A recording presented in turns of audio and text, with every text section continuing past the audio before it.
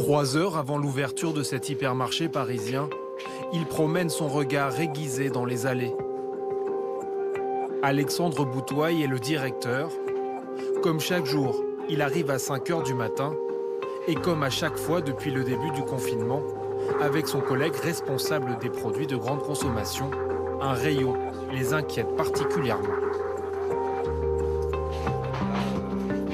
Et là, on va avoir des réceptions ou Les fournisseurs vont nous livrer dans la semaine. D'accord, ok. Parce que je vois que c'est un peu vide ce matin. Oui, oui. Là, les gens font beaucoup de gâteaux, beaucoup de préparations chez eux. Dans le rayon pâtisserie, les ventes ont bondi entre 70 et 100%. Ils ont donc dû trouver une parade. On récupère de la farine de notre boulangerie et puis en fait, on les met en sachet d'1 kilo. En fait, elle est mise dans des sachets papier puis recouverts de plastique. Et voilà, on fait exactement le même grammage que les clients attendent de retrouver pour chez eux. La farine fait désormais figure d'exception, car dans son magasin, le directeur affirme que tous les autres rayons sont bien garnis. On peut voir qu'il ne manque rien. Ouais. Notamment le rayon pâtes, pris d'assaut au premier jour du confinement. On voyait des clients remplir leur chariot de pâtes. Donc vous imaginez, ça faisait des fois 40, 50, 60 kilos de pâtes. Donc il y avait avant ce confinement, une espèce de peur de manquer. Nous, pour le coup, on a toujours essayé d'être vraiment rassurant par rapport à cette consommation irrationnelle. Et à aucun moment, nous, on a douté qu'on pouvait apporter suffisamment de produits à nos clients pour qu'ils puissent se nourrir. Suite de l'inspection au rayon fruits et légumes. Salut Antoine, ça va? La forme? Ouais, très bien. On a reçu les asperges françaises. T'inquiète pas. Et on va avoir également les fraises françaises. Donc toutes ces fraises. On est sur quoi? La gariguette? La gariguette, la charlotte, la cléry. Ici aussi, il a fallu se réorganiser. Moins de place pour les produits importés. Du coup, les prix s'envolent.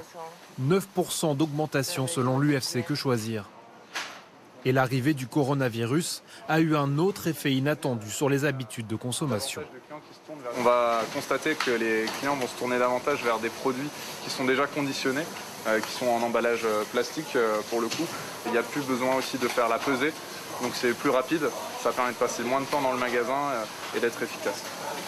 Pour s'adapter au confinement, Alexandre Boutouaille a dû réorganiser aussi le temps de travail de ses salariés.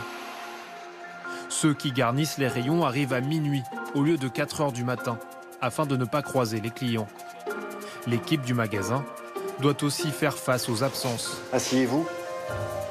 Chaque matin, une réunion leur permet de faire le point.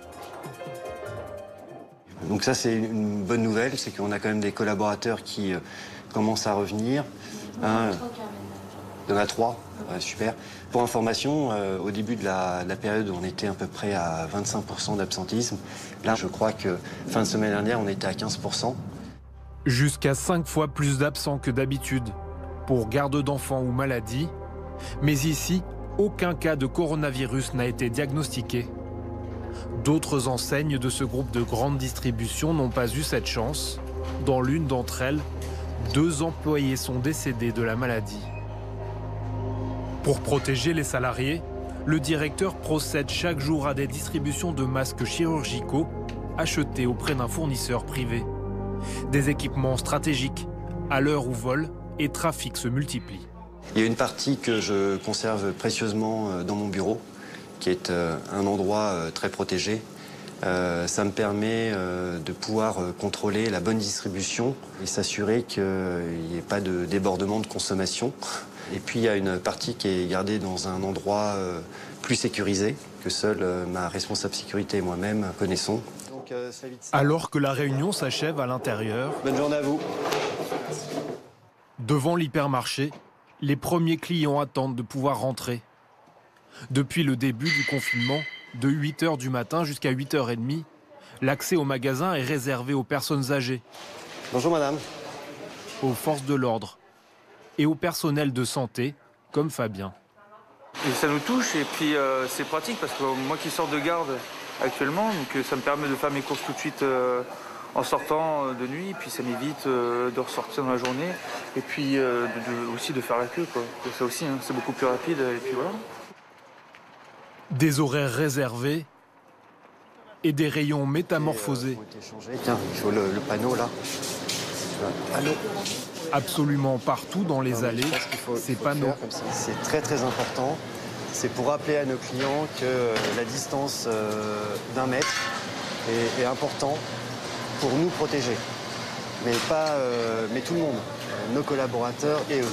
On a conscience que c'est gênant, mais c'est fait exprès. Hein, c'est vraiment pour leur rappeler que ces mesures sont hyper importantes. Ça, ouais, ça faudra le faire changer. Au sol, un marquage avec ses bandes adhésives. Devant les comptoirs, ces barrières. Ouais, c'est bien ça. C'est bien là, ça va éviter qu'ils puissent s'accouder là. Et devant les caisses, ces panneaux de plexiglas. Damien Bouquillon, 22 ans, entame sa journée de travail. Dès que quelqu'un part de son poste, il doit nettoyer sa caisse. Pour qu'elle soit propre et le matin, on arrive, on renettoie la caisse. Depuis 1 an et demi, il est caissier ici. Ses habitudes de travail ont été chamboulées par le virus. Un bouleversement nécessaire. Ça fait peur parce que je sais que ça touche les personnes âgées. Je vis avec mes parents, du coup, c'est sûr que ouais, ça fait peur. Je rentre, je me douche, je vais dans ma chambre. Voilà, j'essaye de les éviter au maximum. Il n'y a pas de souci, faites-moi travailler, on est là pour ça. C'est pas trop dur? Non, ça va, madame. Ça va? Ah bah, vous êtes courageux, vous, hein? C'est gentil, merci beaucoup. Voilà. Malgré l'angoisse, grâce aux encouragements des clients, Damien Bouquillon n'a jamais envisagé de ne pas venir travailler. Ça fait plaisir, ça donne de la force parce que c'est difficile. Du coup, quand on nous encourage, ça nous donne envie de revenir travailler et d'être là pour ces gens qui nous remercient tous les jours. Et voilà, ça fait vraiment plaisir. Un engagement malgré le risque qui sera payant. Son employeur va lui verser, comme à l'essentiel des salariés du groupe, une prime exceptionnelle de 1 000 €.